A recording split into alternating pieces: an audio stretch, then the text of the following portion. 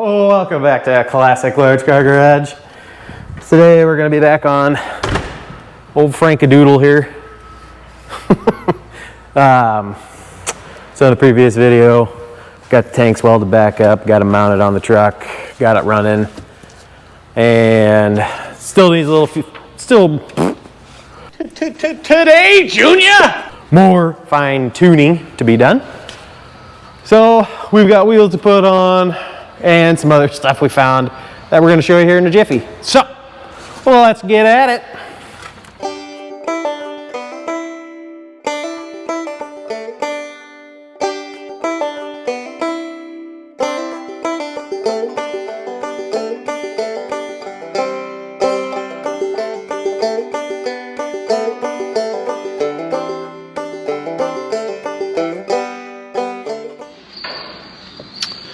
Alrighty, so where we're at with this one, we have gotten into the cab jack system, and Travis ended up taking a spare pump that we've got, and then we put a hose on it right there, and then we were going through and testing each ram individually. So this is where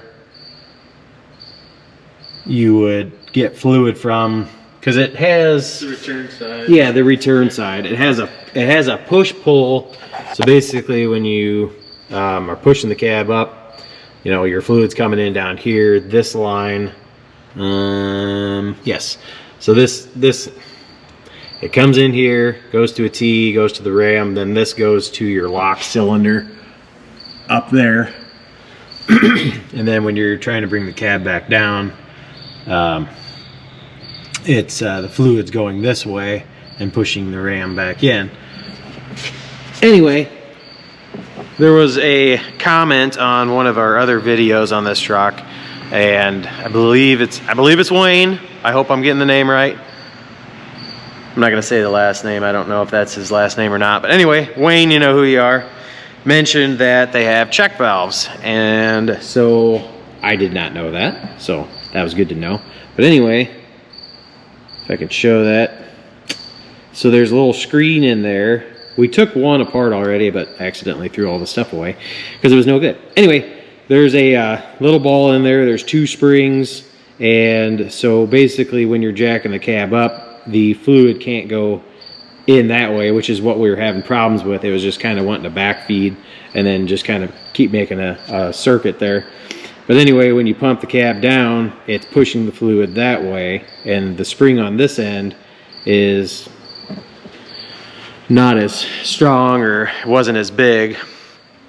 So basically, what? With the replacements you found, it was like 500 PSI on one side. Yeah. Or is it PSI or pounds? Well, it was 500 PSI, like maximum pressure, but it was 1 PSI, like 1 PSI. Cracking pressure. So basically, when we took it apart, actually off of one of the cylinders off of Irvin, one of our other cab overs, we took it apart first, and you could actually, I'll show you here. I'll give Travio the camera. So basically, that little ball in there should be seated. Try and spray some fluid in here. So you can see how it's going through there, and it shouldn't be. So then you go this way, and it's still going through there, if you can see that. So basically that ball is stuck in the open position. And that's what we had going on with this one too. So I've got some check valves on order. Should be here today, so we're gonna get those on, hopefully get all that button back up, put together, and we can get this cab running up and down. Because why? Because we might have the overhead run. Oh, correct. We might have to drive it somewhere. Yes. We may end up taking it somewhere, so we're gonna have to drive it, obviously put the cab down, and then the next place is gonna have to get the cab back up. So we wanna get that working because we're gonna have the overhead run on it. Because in the previous video, we did get it started. Obviously, you saw that. If you didn't, go watch it. Yeah, if you didn't, go watch that. Come on now. Anyway, so we've got some things to get done on this thing. We've got the wheels to put back on. Actually found, ooh, look at those tanks again. Travis did a good job. I'm gonna get up in here and show you without falling.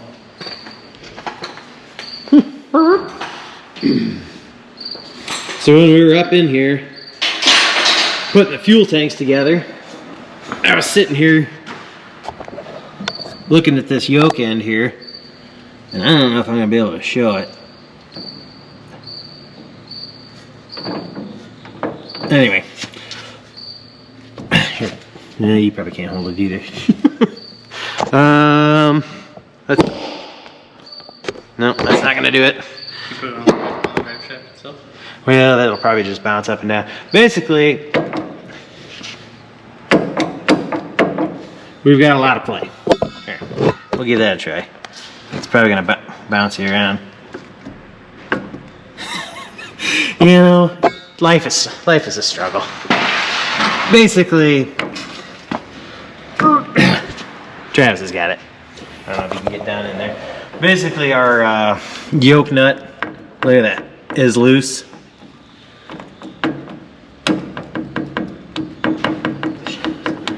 The shadow's in the way. All right, here.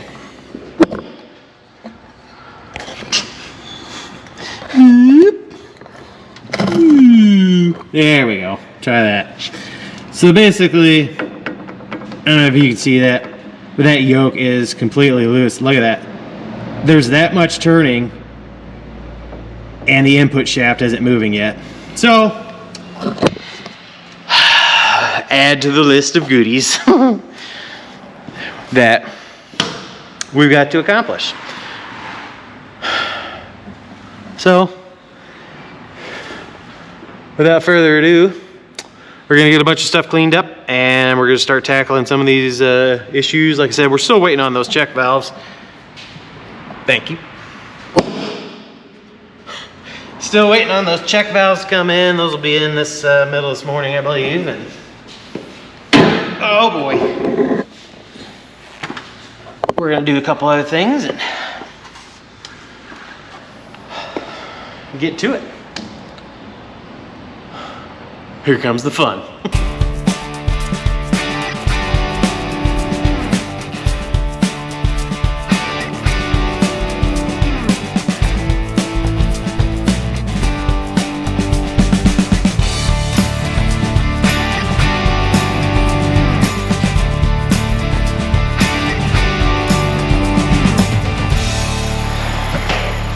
Okay, we're into some issues here. As Travis was putting the outer wheel on this stud pilot system, we had two of the studs break going through the hub. One there, one there. So taking the wheels back off, we noticed, and pretty sure you can see that. You can see where these are all stretched. Like it gets skinny right in here, and then it gets thicker out here. So, and there's a nice mouse nest in here on the brakes. So that would have been a nice fire. Anyway, Travis is gonna proceed, and I think we're just gonna go ahead and pull the hub off to make it easier rather than having to hammer them out, hammer them in, and other unconventional methods. Take the hub off, then we'll use the nice shop press and press them out, press new ones in. Then we can inspect the bearings and see what the oil looks like as the snowstorm continues. And woo, somebody got a new hammer. Wow. I'm going to, as was talked about, the yoke up here in the front input shaft. I'm gonna start taking that good stuff apart. Got my Tiger tool here for taking that U-joint out, and then also have another tool to pull the yoke, but I don't think we're gonna need that because there's a lot of play there. So there's a lot of slop going on there. So get that pulled off and see what we need there. So that way we can make a parts list for what we need when we go to the store. So, here we go.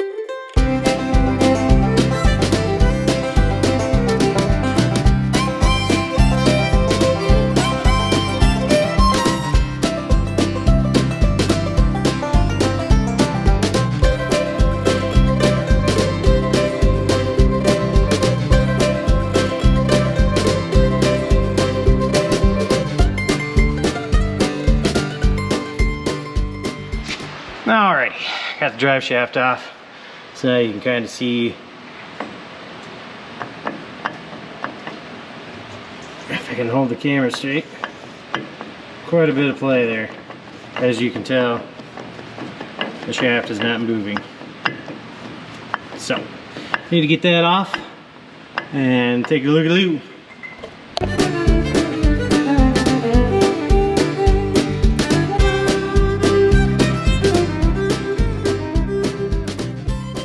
Oakley dokley.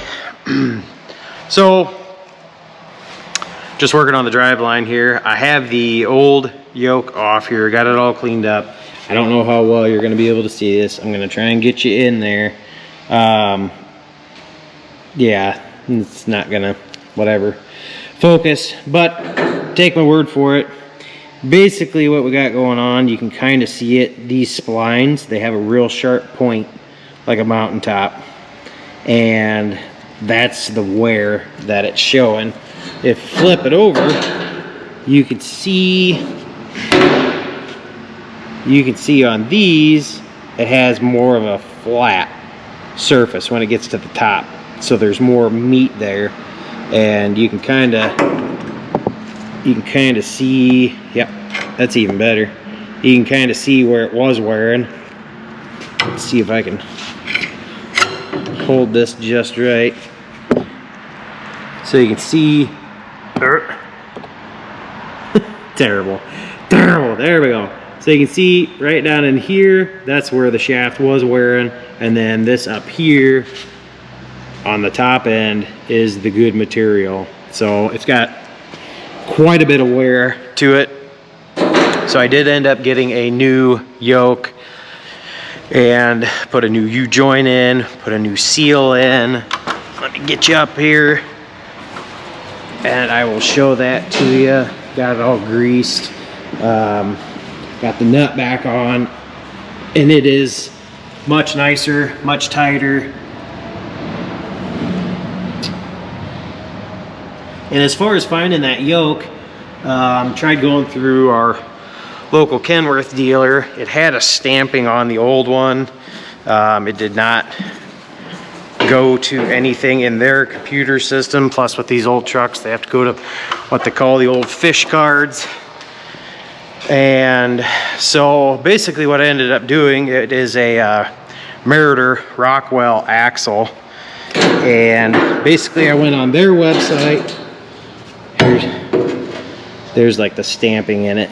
It is a 17N series, so that was helpful. You can kind of see that at the beginning, 17N. But basically went on the website and you can look at all the ones, go through all the filters and everything, and I was able to do a bunch of measurements on this one. Got the right one ordered up, so we're good to go there. Because there's, if anybody's ever done this, basically you got to count number of splines. You got to measure across that way. They measure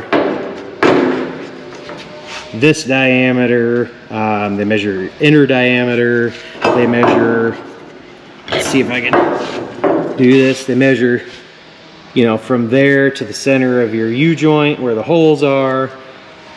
So there's a bunch of measurements that you can do to verify, because there's quite a few different options out there. Next, here we go. Working on the cab jack. We are struggling to the highest end, and it's really been disappointing, because it seems like everything we were doing, we were gaining a little bit of ground and then ended up blowing a line off. So originally we started with trying to bleed the lines. That didn't do anything. We tried rebuilding part of the pump on the truck. That didn't do anything. Put a new pump on, or no, somebody had mentioned the one-way valves, which, let's see here. We put new one-way valves, check valves on, this little guy here, and we were getting better response then. And then it got to a point where we put a new pump on, and then it got even better, and then it got to a point where it blew one of the lines off. So I still think one of the rams is backfeeding internally, and it ended up, I think what happened is the one line that blew off was for one of the rams. So then one of the rams gave way, the other one was pulling. It really kind of frustrated me because it kind of started doing some wacky stuff on the cab, and if anybody's ever experienced that, that's not good. So it basically started pushing the cab out of square, and this windshield started coming out down here, and that one started coming out up there. So it was putting extreme pressure on the cab, and we had to act fast to relieve that pressure. So next step is we are going to relocate that ram because it is super inconvenient up there. I don't know who thought it was a good idea to put it up there. So we got a nice big open spot here right on the front of this panel, or that bulkhead of this bed. So I'm gonna mount it up high right here so we can get to it right here. We've got new line. We got about 40 feet of number 4 Aeroquip line. We've got new fittings. And then the next thing was I ordered some new rams. Like, forget it, we're not gonna mess with it anymore. Got some new rams. I assumed, I will admit, I assumed that all rams were the same. I assumed that the day cabs, the sleeper units, I assumed that all of them had the same ram. Well, they don't.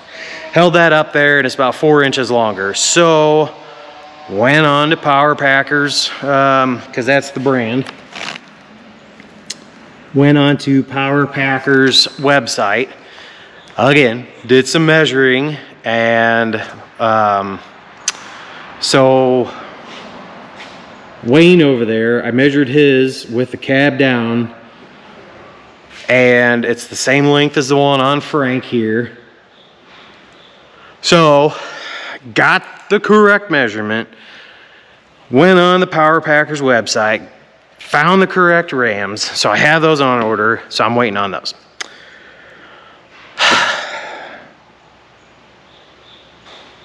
I've gotten extremely long-winded here.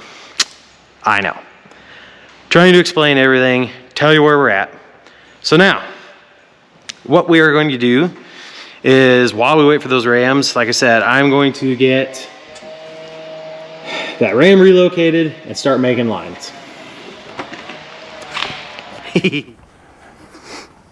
Alrighty, update on Frank. Got the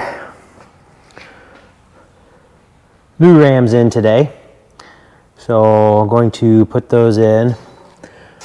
Actually, I can get one of the incorrect ones out. They are correct, but they're not correct. Kind of a deal. I'll show you the difference.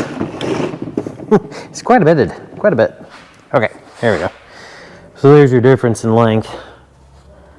So, and I think it'll be looking real good. So anyway, while we were waiting for those, we went ahead and, like I said, relocated our pump. So our pump is up here now. We can reach it easier. It was, oh no, Travis is gonna fire me. It was up inside there, so you'd have to climb up on the bed, try and jack the cab up. Super inconvenient. Anyway, since we had all that off, we went ahead and redid the lines, because I'm sure Travis feels the same way. I'm tired of messing with this thing and trying to figure it out. But anyway, So we went ahead and plumbed in all our new lines, just obviously temporarily. We got to switch the rams out now, but that way they're all cut, they're all new. Got to finish. Also underneath, they're all just kind of loose. Got to zip tie them and wire loom them and everything. Yeah. So next step is to get those rams put on, and then we can bleed the system and hopefully everything works. Also, the snowball effect. What was that the last time?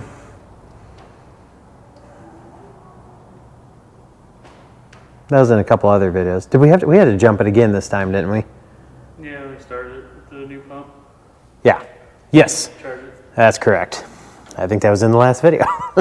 Yes, we had to put the battery charger on the batteries once again. They were older batteries, but went ahead and cleaned up the battery box, and we're redoing all the lines. Well, not lines, cables. A lot of them had broken spots there. A lot of just extra stuff. I don't remember what this extra unit was for. There's a couple things that we took out that just didn't need to be in there, so it's a lot cleaner now. Travis has got some of the electrical cleaned up. He's making some battery hold down brackets now. We are going to add cutoff switch, but let's get the pump on, or no, the rams. Let's get to the ram part.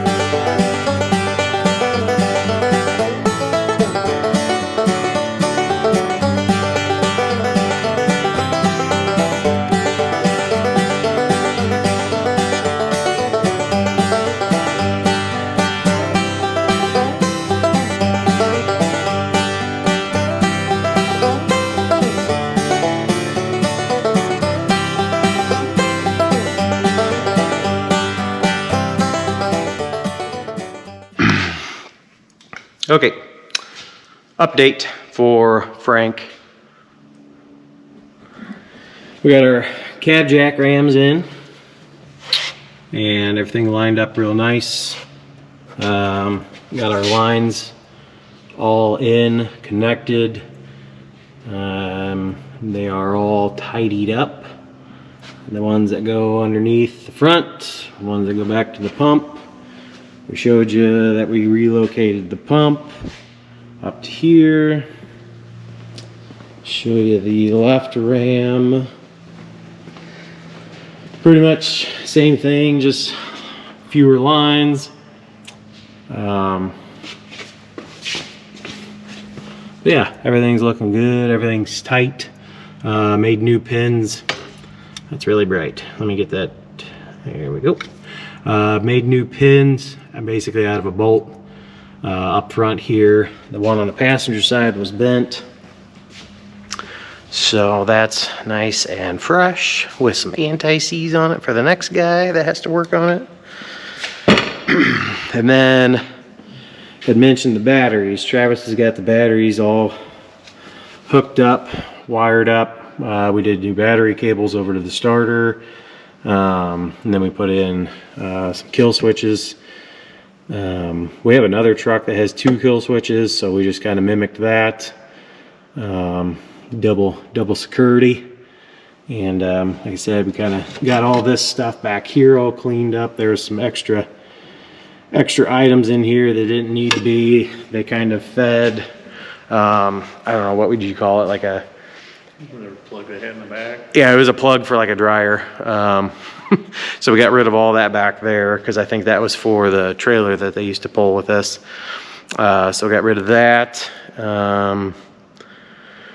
Other than that, I think we have some interior pieces to put back together on the inside from when we were bleeding the rams for the locking rams.